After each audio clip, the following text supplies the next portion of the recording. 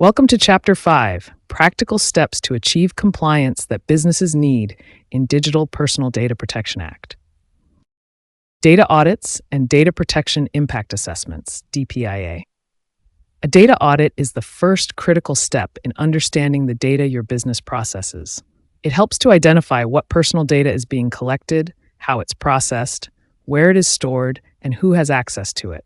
Conducting a data audit helps businesses pinpoint areas where they might not be fully compliant with the DPDP Act, allowing them to take corrective measures to address any gaps.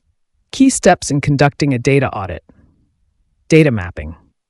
The first step in the audit is to identify and document all personal data your business collects and processes. This includes knowing the source of the data, the purpose for collecting it, and how it is used. Example: a tech firm processes user data, such as names, email addresses, and payment details, for various purposes, including order fulfillment, marketing, and fraud prevention. Data mapping ensures the business knows where this data is stored, how it's being used, and who has access to it across the organization. Identify data storage and transfers. Next, track where the data is stored, databases, cloud storage, etc., and identify any cross-border data transfers. Example: if the data is stored on servers located in another country, businesses need to ensure that such transfers comply with the DPDP Act provisions on cross-border data transfers. Assess data security measures. Evaluate the security measures in place to protect personal data. This could involve encryption, access control, and disaster recovery protocols to ensure that the data is not vulnerable to unauthorized access or breaches. Example: for financial data, encryption is crucial. Sensitive data such as credit card numbers or bank account details must be encrypted to avoid unauthorized access. Identify data retention policies. Determine how long personal data is retained. The DPDP Act requires businesses to retain personal data only as long as necessary to fulfill the specified purpose. Example: if a company collects data for a promotional campaign, they need to review how long that data will be retained after the campaign ends. Data Protection Impact Assessments, DPIA. A DPIA is a process used to assess the potential risks of data processing activities on the privacy of individuals. The DPDP Act requires businesses to perform DPIAs for high-risk processing activities, especially when sensitive data is involved. Steps to conduct a DPIA. Identify the need for DPIA. A DPIA must be conducted when new data processing activities are introduced, especially those involving sensitive data or any activity likely to impact individuals' privacy significantly. Example: if a company is implementing facial recognition technology for user authentication, a DPIA would be required to assess the potential privacy risks. Describe the processing activity. Provide a detailed description of the data processing activity, including the nature, scope, context, and purpose for processing the data. Example: a company must outline why they are processing data, which data will be involved, and who will have access to it.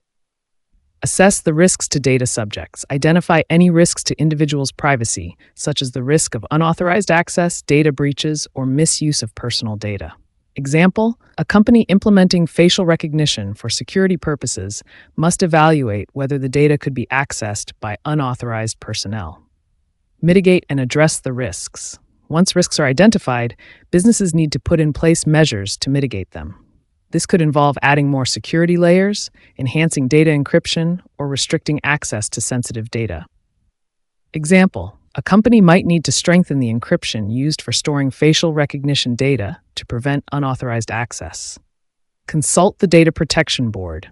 If the DPIA identifies significant risks that cannot be mitigated, the business may need to consult the Data Protection Board for guidance.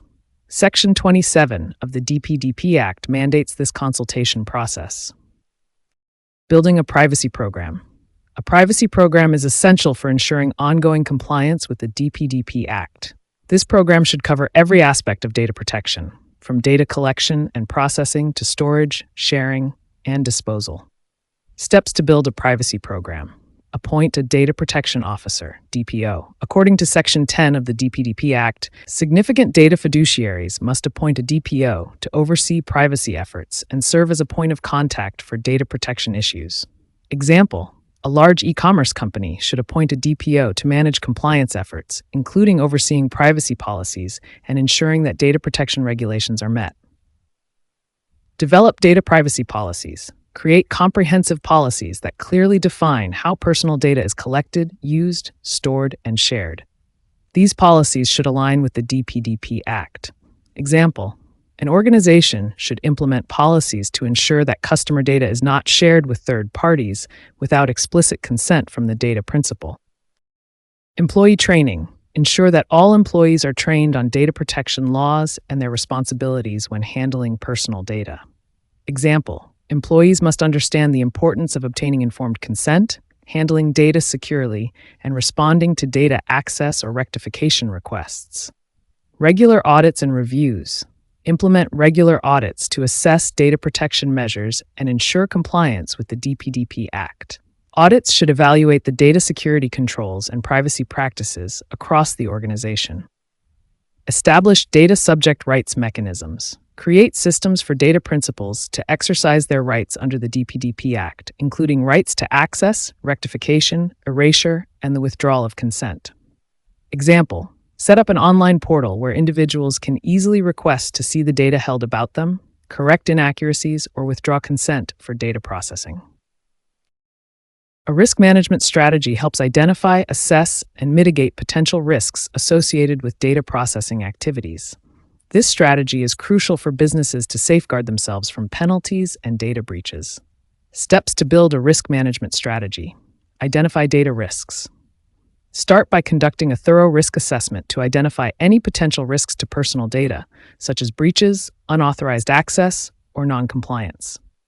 Example: a fintech company might identify risks related to improper access controls in their payment processing system that could expose sensitive financial data. Implement data security controls. Adopt technical and organizational measures to reduce risks, such as data encryption, access controls, and multi-factor authentication. Example: implementing encryption techniques for sensitive personal data, like credit card details, can reduce the risk of unauthorized access. Monitor and respond to data incidents. Establish clear procedures for monitoring data processing activities and responding to any data incidents. This should include an incident response plan and breach notification protocols. Continuous improvement. Regularly review and improve your risk management practices to address new threats and adapt to changes in data protection laws. Summary and key takeaways. To achieve compliance with the DPDP Act, businesses need to take proactive steps, such as conducting data audits, performing DPIAs, building a comprehensive privacy program, and implementing an effective risk management strategy. Data audits are essential to understand the data you process and identify areas of non-compliance. DPIAs help assess high-risk processing activities and ensure that appropriate data protection measures are in place. A privacy program ensures that businesses are aligned with the DPDP Act's provisions, fostering trust with data principles. Risk management protects businesses from data breaches and penalties, ensuring ongoing compliance. By following these practical steps, businesses can not only ensure compliance, but also foster a data processing framework for vulnerable populations that respects individuals' privacy. Thank you for joining this session. In the next lesson, we will explore the data processing framework for vulnerable populations, diving deeper into how this vital code operates. See you soon. Don't forget to subscribe to our channel for more valuable legal insights and updates. youtube.com/prolegalminds. If you have any legal questions or need assistance, visit us at prolegalminds.com to connect with our expert team. We're here to help you navigate the complexities of the law with confidence. Stay informed, stay empowered. See you in the next session.